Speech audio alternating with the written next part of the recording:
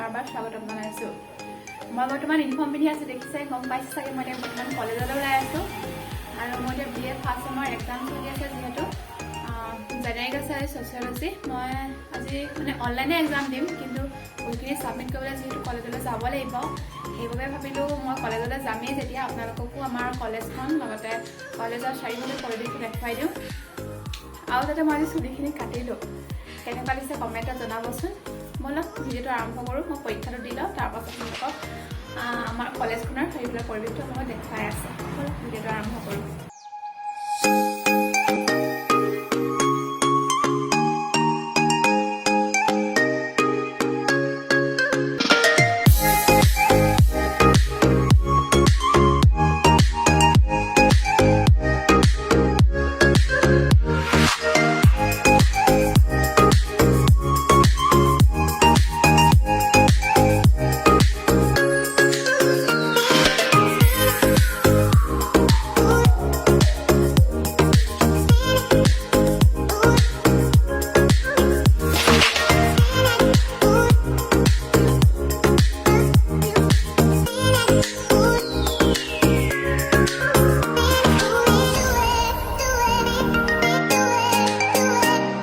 আমি এতিয়া কলেজ আহি পালোহি।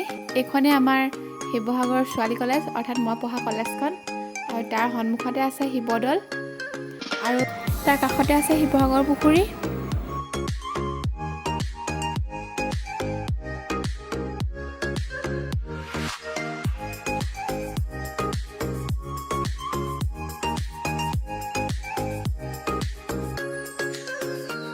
এয়াই সেই ঐতিহ্যমণ্ডিত শিৱসাগৰৰ শিৱদৌল।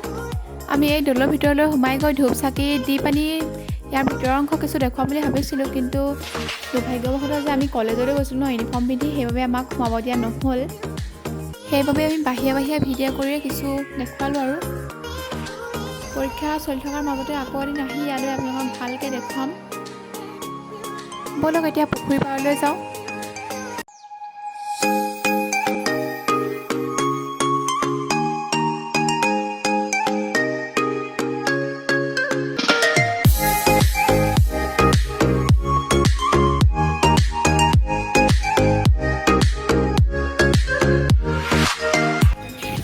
আমি এতিয়া বৰ্তমান আছোঁ শিৱসাগৰ পুখুৰীৰ পাৰত।